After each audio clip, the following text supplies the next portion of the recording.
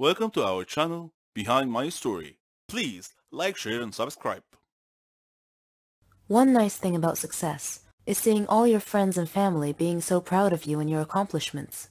This mutual respect and appreciation is what real friendship is all about. My story is about success and friendship, and also when two friends become incompatible and no longer go hand in hand. My name is Sherry, and I'm 21 years old. I had a friend named Margot. She wasn't just my friend, she was my best friend, my sister. She meant the world to me.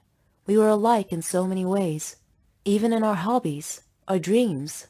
After my dad's death, Mom and I moved to Margot's neighborhood, since her mom was my mom's best friend. I was only 3 years old at the time, so Margot and I practically grew up together. At school, we shared the same classes, studied together, and even partnered as lab partners. She and I both aspired to become pharmacists. I struggled through high school, but made it through with Margot's support and encouragement. I didn't have as much freedom and independence as she did, because my mom was too overprotective of me. It was at this point that my story really began. When I decided to join the Faculty of Pharmacy, Margot asked me why I chose that major, and I told her that my dad had died of a malignant disease that had no cure, so it was my dream to find a cure for it, to save lives. I studied hard and successfully enrolled in the Faculty of Pharmacy. Margot was very happy for me, and she promised to keep me focused on discovering that cure for Dad's fatal disease that I so passionately sought. I asked her to stay by my side the whole time, and she was happy to do so. The Faculty of Pharmacy was located abroad, so outside my country. I would be independent, free of Mom's smothering control. Frankly, I looked forward to it. Margot and I found a place to stay near the faculty, at a youth hostel with a group of girls from different countries. Unlike me, Margot was able to easily make friends with them. Our studies weren't easy at first, but we worked hard and muddled through. I was so excited to delve into my research and learn as much as I could. I queried instructors and doctors constantly to expand my knowledge. This was my beginning, and Margot stood by me the whole time. Eventually, we graduated from the faculty and launched our careers. I started at one pharmaceutical company, while she started at another. We were now competitors of a sort. In preparation for my private research, I rented a flat near my company. Margot did the same near hers. She was always asking me how my research was going. She knew I was trying to develop an antibiotic to cure Dad's deadly disease. It wasn't easy, though, because the body's immune system attacked the antibiotic and destroyed it before it could destroy the diseased cells. I had to discover a neutral substance that the immune system wouldn't attack, so that the drug could penetrate into the body far enough to find and destroy the disease cells via chemical interactions. My first research paper was rejected, but I kept trying, and with each attempt, I would discover something new. During that time, Margot was also busy with her work. One day, she called me. She was crying because she had been fired from her work. They accused her of stealing an important research. I told her that she was so proficient in her work that she should not be sad, but rather should try and get a job at my company. I told her that I would recommend her to my manager. She hugged me and thanked me a lot, and said, "You really are the best friend ever, Sherry." The next day, I told my manager about Margot, and said that she was looking for a job and was waiting outside. He interviewed her and gave her a job. I was so happy now. She and I were working at the same company. Margot continued asking me about my research, and I gave her occasional updates. I was hesitant to tell her too much, but then again, she was my best friend after all, so I invited her to my home to tell her about my research. Margot wasn't as happy as I thought she would be to hear about my progress, but I figured that was because of her recent firing. My personal research took all my time. It was even more important than my work. One day, when I reported to work, my manager told me that they didn't need me anymore, that I was being let go, fired. I was shocked and asked why. He said that I was spending too much time at home doing my private research and too little time at work.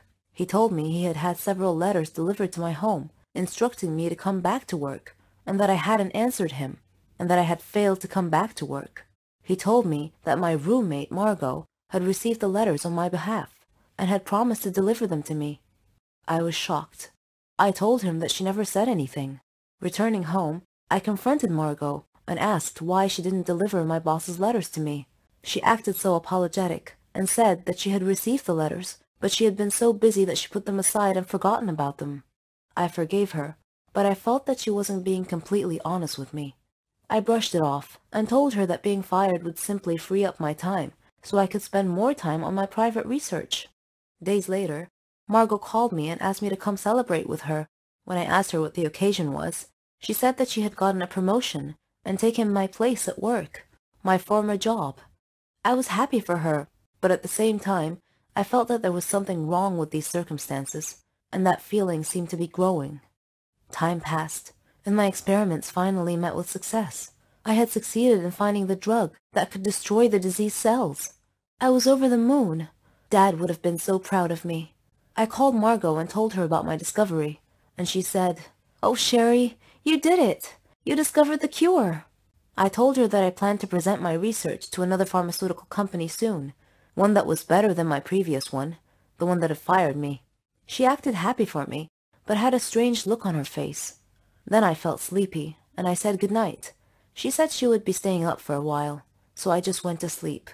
When I woke up the next morning, I found my research area in shambles, and my research data was missing.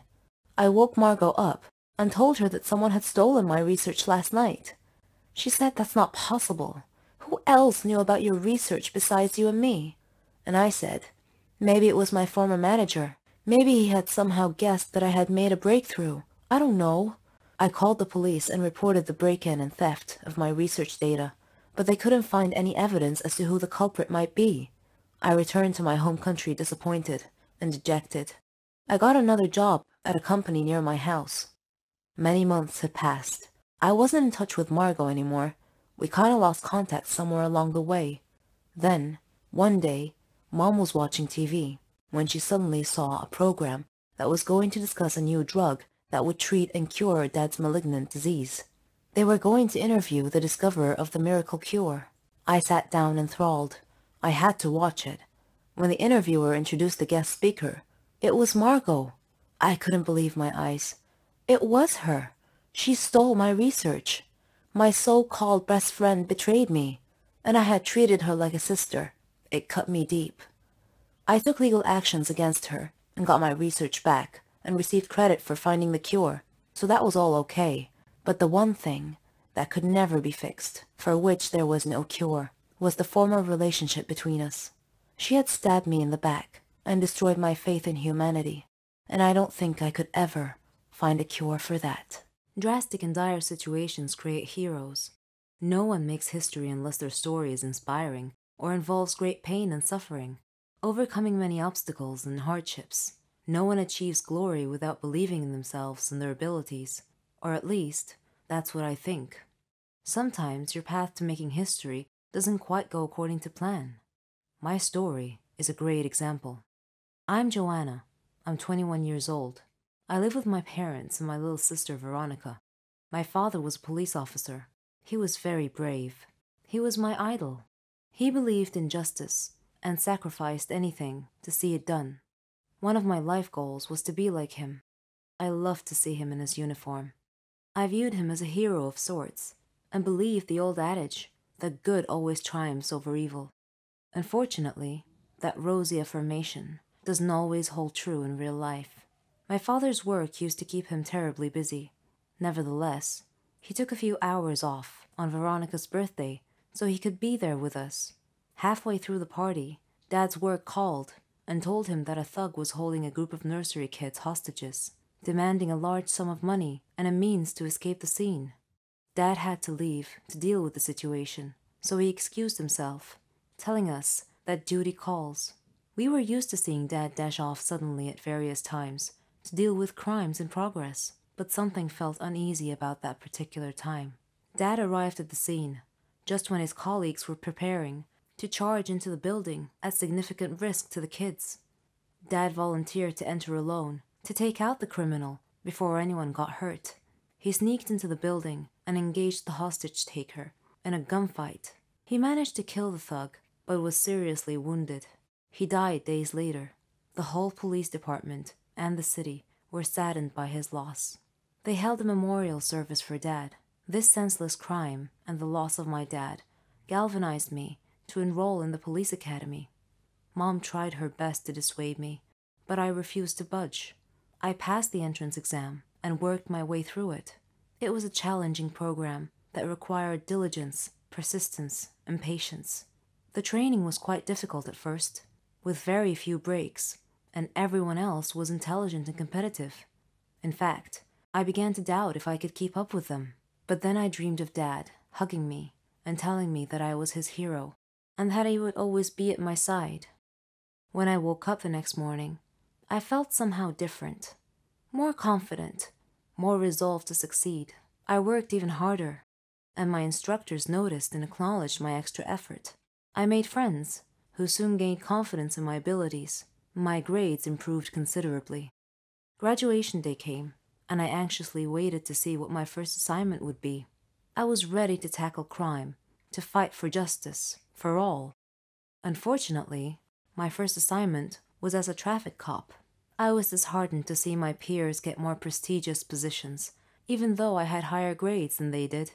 Dejected, I went home and told my mom. She encouraged me and told me that everyone had a job to do and should do it to the best of their ability. Rewards would come in time. She said she appreciated the work of traffic cops, who kept city traffic flowing smoothly during accidents and other abnormal situations.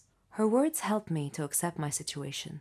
Regardless, the work was boring, and I still envied my peers for their more important and more glamorous assignments. Life's just not fair. But remember those dire situations I mentioned earlier? Well, during one of my traffic control days, when a traffic light had failed, I noticed 2 black cars idling in front of a bank in a no parking zone. Initially, I thought it was the bank manager or some other VIP stepping into the bank for a quick stop. I turned my attention back to my traffic control and waved the cars waiting in the left turn lane to proceed to turn left. Then, I looked back at the bank and noticed that a man had gotten out of one of the black cars and stepped over to speak with the bank guard, standing outside the bank. Suddenly, he struck the guard and knocked him unconscious.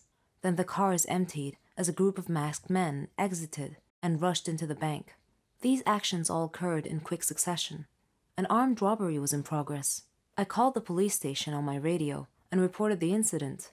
The police quickly showed up and took the waiting car drivers into custody.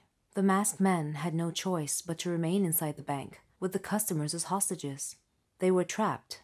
They threatened that if they weren't let go free with the money, they would blow up the bank and kill all the hostages.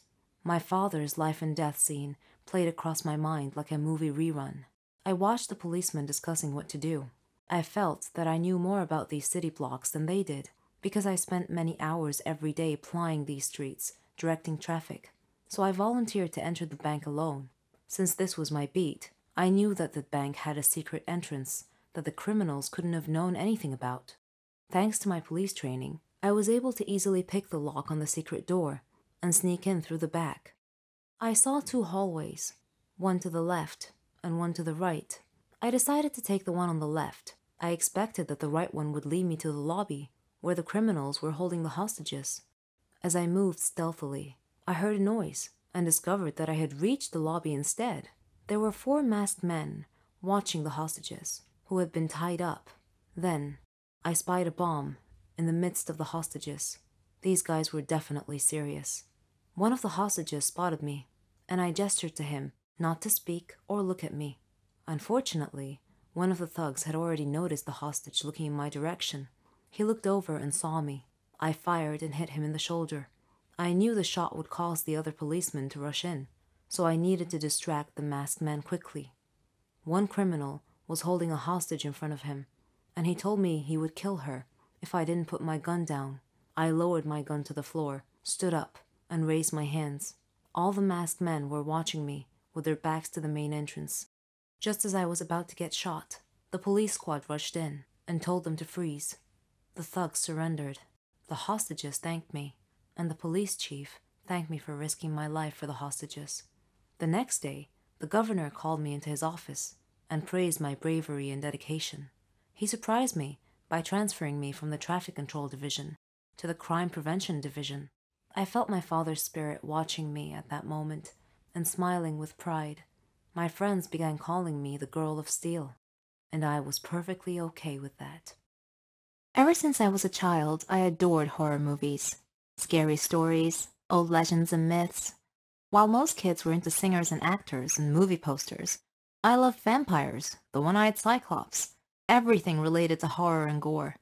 Monster movies, thrillers, the supernatural, the mysterious, and the unexplained. Because these things only happened in movies. Or so I thought. But what if they were to happen in real life? Let me tell you a story where something like this happened in real life. My name is Marlene, and I'm 15 years old. Like I said, unlike the other kids, I loved horror movies, zombies, vampires, and ghosts. The only one who shared my tastes was my brother Stan, an oddly stylish guy with a strange character. Nevertheless, I liked him. There are a lot of scary monsters, of course, but to me, the werewolf was the scariest of them all.